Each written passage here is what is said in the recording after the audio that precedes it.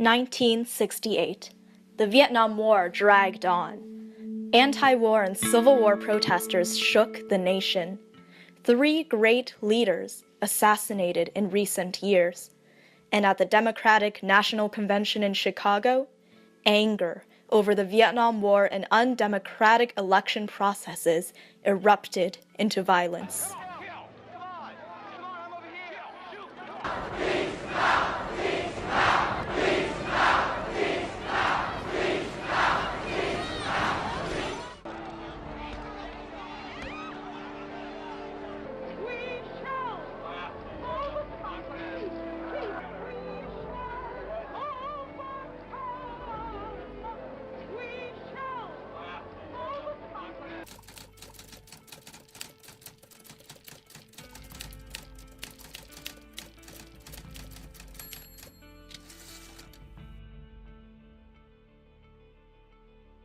The Vietnam War was both a Civil War and a Cold War-era American effort to prevent the spread of communism.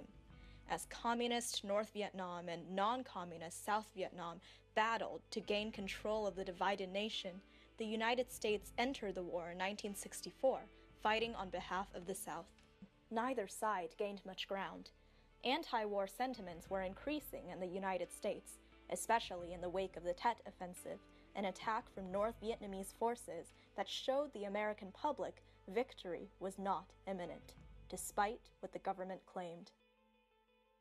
To say that we are mired in stalemate seems the only realistic, if unsatisfactory, conclusion. By September 1968, 54% of Americans considered sending troops to Vietnam a mistake. This discontent gave rise to an era of intense student activism. Anti-war protests proliferated on college campuses, like the University of Michigan and UC Berkeley. Notably, anti-war protesters organized a massive march on Washington, D.C. and the Pentagon in 1967. Anti-war groups included the Students for a Democratic Society, or SDS, the Youth International Party, or Yippies, and the National Mobilization Committee to End the War in Vietnam, or the MOBI. Many African American rights groups, including the Black Panther Party, also opposed the Vietnam War, which they denounced as imperialistic. Leaders like Martin Luther King and Malcolm X were vocal in criticizing the war.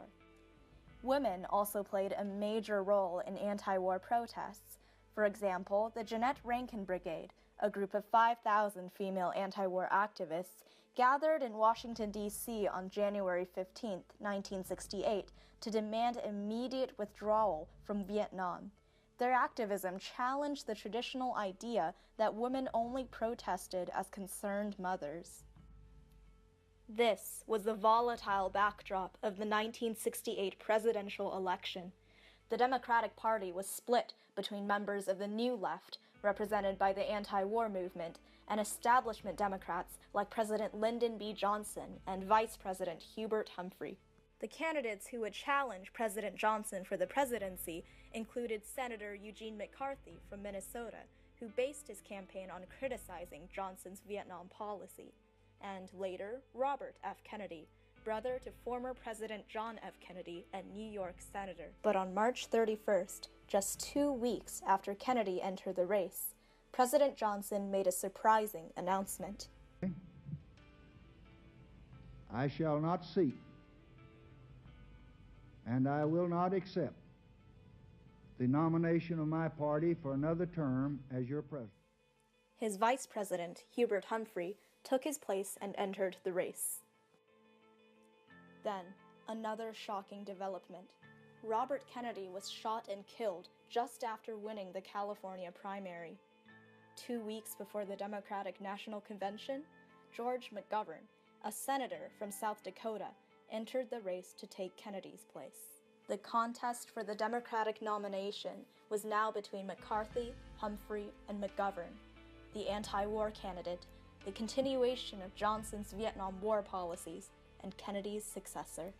When the Democratic Party met in August in Chicago to determine the candidate it would nominate, as well as to decide its official platform, anti-war activists, including the MOBI, SDS, and Yippies, gathered to protest. They were angry about the ceaseless war, but also by the undemocratic election process, because unlike McCarthy, Hubert Humphrey had not participated in any primaries and secured delegates through the negotiations of party bosses. The people who worked in the party, who worked for the governor, worked for the major party leaders like the mayor of Chicago, they would go to the convention. And they were chosen in small rooms, sometimes just by the governor, and they were handpicked, and the people did not have a lot of say. Anti-war forces felt that the convention had been stolen from them. The slogan, "The streets belong to the people," took on a lot of reality as people realized that of the 7.5 million Democrats voted in the primaries, 80% preferred McCarthy and or Robert Kennedy's Vietnam positions. The violence in the halls, let alone the streets, was the result of this mockery of a vast majority who had so little representation on the floor and on the platform of the Great Convention. The Yippies even brought Pegasus the pig to the riots, proclaiming it the new Democratic presidential nominee. The protesters were met with force from Chicago's mayor, Richard J. Daley, and his police. What happened in Chicago was not a riot. It's important to remember that it was termed by Chicago, the group that investigated, that was established to investigate the demonstrations and the violence, a police riot. And that's a really important point, because what happened in Chicago was that the police were the ones who were out of control. The police were the ones who started the violence. Initiated it, and in many cases exacerbated it by their actions. While the anti-war protests continued outside the convention, there was conflict within the convention as well. Democrats fought over whether to include a peace plank in the party's official platform, which called for a stop to bombings in North Vietnam and an end to the war. By the end of it all, Hubert Humphrey had secured the Democratic nomination, but the party was in disarray. The result of the violence was to tar the Democratic Party with the image of these demonstrators and the violence. The police riot was it just cast the party in an incredibly negative light, and that obviously I think helped cost Humphrey the election. Gracious message from the Vice President congratulating me for winning the election. After the conflicts in Chicago, reform within the party was necessary. The system was not designed to be democratic. And so one of the results of this, with the compromise that came out of this, was, okay, you have to give these people something. So they gave them a commission to look into these complaints, which was led first by George McGovern and then by Donald Fraser, and it became known as the McGovern-Fraser Commission.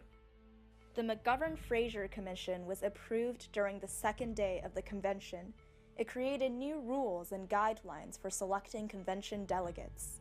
For example, only 10% of delegates could be appointed by the state party committee. Another rule mandated that minorities, women, and young people had to have as much representation in the delegation as their presence in the state's population.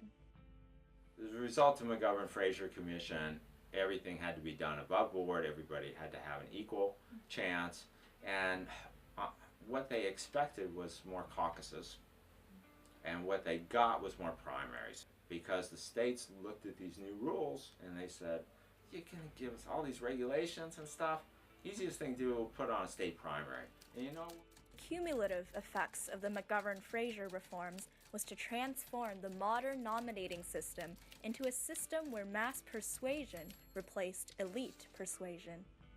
Donald Trump would not be president today without the opening of the selection for party nominees. The McGovern-Fraser reforms democratized the process of nominating presidential candidates, giving more power to voters.